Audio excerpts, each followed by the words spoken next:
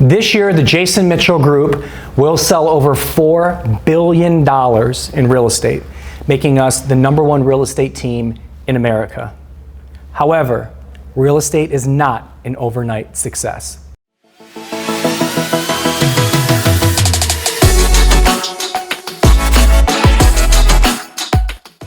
Over the past decade plus, we have seen the ups and downs of the market several times.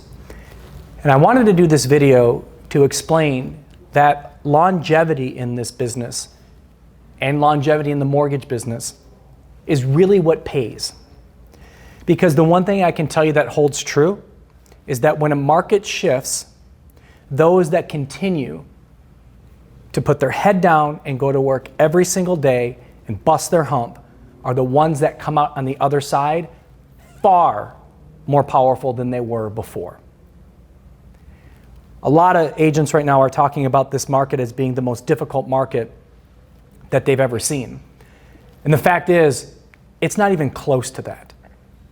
Because there are still willing and able buyers out there.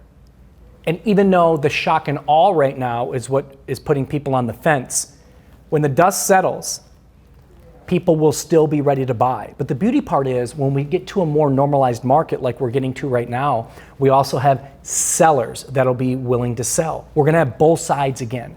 2 years ago, when we got into the super low interest rate environment and everybody was buying houses, you would spend an entire weekend with somebody going on tour and they just get beat out on 3 or 4 different offers. And so they're forced to rent, which therefore means that you don't have a buyer anymore. That's a tough environment.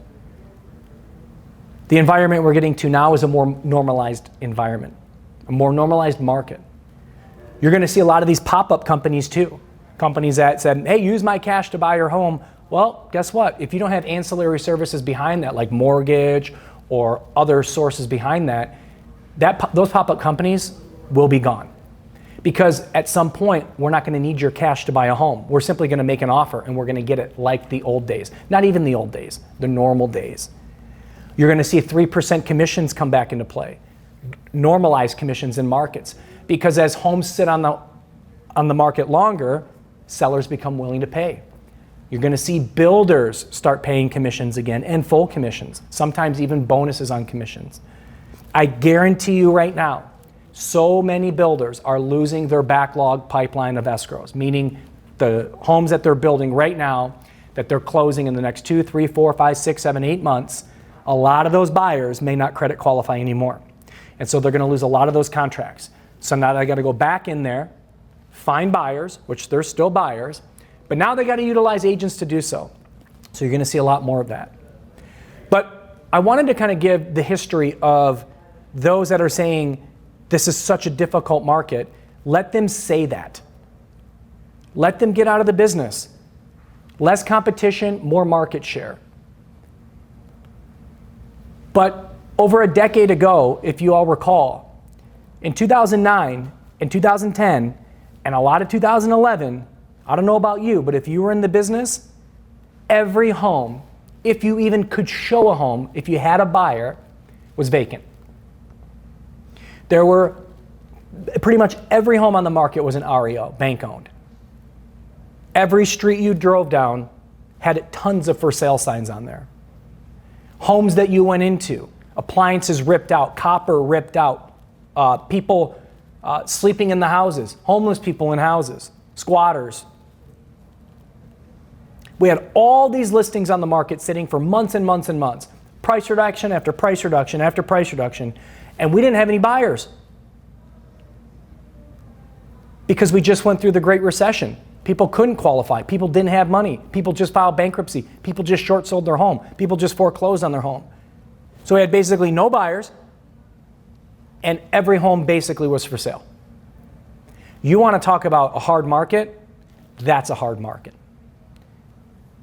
And it happened for years. But here was the beauty part. In 2010, was my first full year back into real estate. I took a hiatus, went into financing, was one of the best decisions I made. I learned a lot. And when I got back in full time in 2010, I remember that year, my first year back in the market, I made $118,000 that year, 2010, my first year back in the market.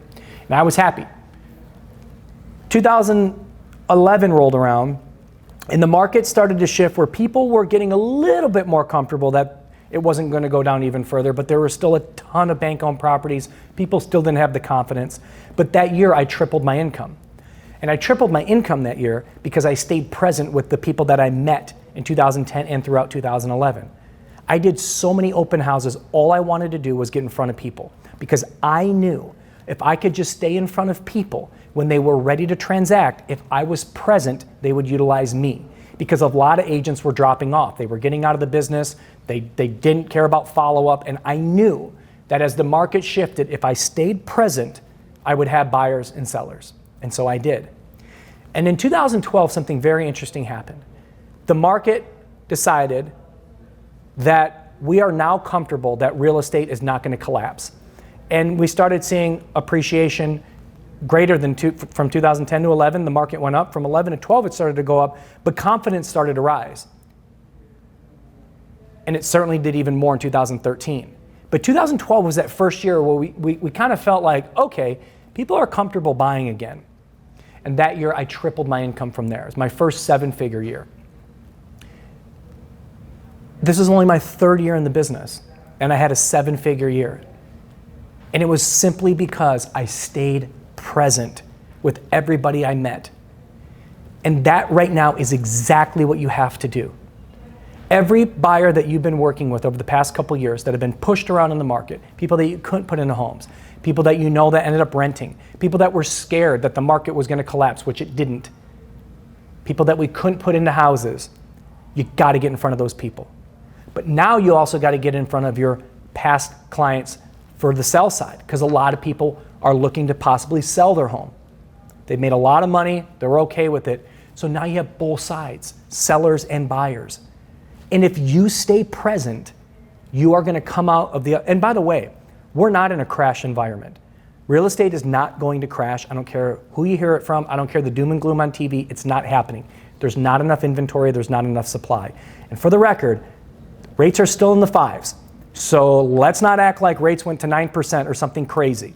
5%, 5.5%, 30-year fixed. You can get an ARM today still at 4.75, if not even lower. Like, hey, we're going back to normalcy. Okay, people just got so accustomed to these low interest rates. But I argued that that environment made it even harder for buyers agents because it was hard to get houses. When things normalize, things get easier. I want to go back to 3 months supply of inventory. That's a great market. So that means I got a great buyer that I'm going to go show houses on Saturday. And on Sunday, when they decide to write, it's probably going to still be available. I'll take that market. I might be able to negotiate. I'll take that market. The reason right now it seems a little challenging is because when uncertainty happens and shock and awe into a market happens, just like what's going on right now, people don't react. They stay still because they're afraid. They don't know. You got the stock market going nuts. You got inflation. You got interest rates rising. People just don't know where we're going to end up. But once there gets a certain level of certainty and once the news cycle goes away, they still need to buy a home because it's better than renting. Or they just don't want to live in their home anymore. They want to downsize. They want to upsize. They want to grow a family. But the ones that are renting especially, because rents are astronomical and they continue to get even higher and higher, and they're going to go higher and higher. If you stay present, you're going to come out of the other side on this and you're going to really win. You will see the biggest increase in your career that you've ever seen. I guarantee it. If you just stay present for the next 3 to 4 months, just stay present. Keep calling. We rely on text. I cannot get my message out to you through text the way I want to deliver it. No one even reads email. You have to pick up the phone. That's why it's so important to code your clients. 1s, 2s, and 3s. 1s are the hottest, 2s medium, 3s cold, or lukewarm. Got to call our 1s every couple weeks. Just checking in, just checking in, just checking in. Call our 2s at least once a month. Just checking in, just checking in. And you put it on your calendar and you schedule it. And that's what you do. From 8 to 11 on Wednesdays, every 2 weeks, all I do is call my 1s. Every 4th Wednesday, all I do is call my 2s. And I probably call my 3s as well. But we gotta stay present because people will get out of this business. A lot of companies that had all these great listing programs and products that were confusing people, all the commercials, all the stuff, everything, it's gonna start to get back to normal. Many companies won't make it because they're not necessary in the future markets. Some will survive. I think iBuyers will be just fine, especially the strong ones. I think great listing companies will be fine. But it's the pop-up companies of borrow my cash, borrow this, that don't have other revenue behind them. They're not going to be needed much any longer. I'm really excited for this market. But the pessimistic attitude right now of it's so hard, this is the most challenging market, I don't know what to do. Let me tell you something, you ain't seen nothing. This isn't bad at all. What's making it bad is up here. You're psyching yourself out. In 2009, I filed bankruptcy, Chapter 7. I lost everything I had. You know what I did? I didn't complain. I didn't look at anybody else. I wasn't a victim of circumstance. Because the only thing I could do is wake up the next day and just go to work. But the one thing I could control was that I would just work harder than everybody else. That's it. You're going to do an open house on Saturday? I'm going to do one 6 days a week, and I'm going to be there 5 hours. Your open house is from 10 to 3 on Sunday, or your open house is from noon to 3 on Sunday. I'll be there at 10, I'll stay there till 6. Whatever it took, I didn't care. Because people transact. And the only thing I knew, especially when I really needed to make money, the only thing I knew, if I got in front of more people, I'd have more opportunity. And in order for me to get in front of more people, I just had to work harder than anybody else. And you can control that. It's the only thing you can control. How hard do you want to work? Now, the mindset of what's hard work may be different.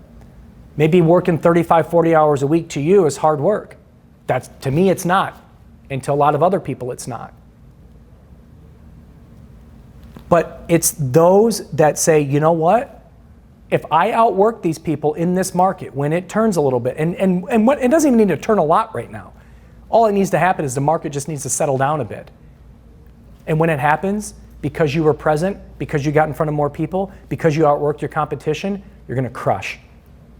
And you're going to go leaps and bounds in your career. I promise you. I promise you. So stop being pessimistic. Don't listen to pessimistic people. Everything is up here. You can do anything you want in this business. It's all a matter of effort. So put in the effort, and I promise you, you'll see the results. Now, what do I say? I have to look because I can't read either. Okay. If you want to learn more about real estate, make sure to subscribe to my YouTube channel and stay tuned for more content every Friday. Yeah. If you want to continue to get some great real estate content, please subscribe to my YouTube channel. And every Friday I release some more content for everybody to enjoy. And also too, if you're a real estate agent out there and you want to get coached up, check out our coaching platform as well. We'll see you guys next Friday.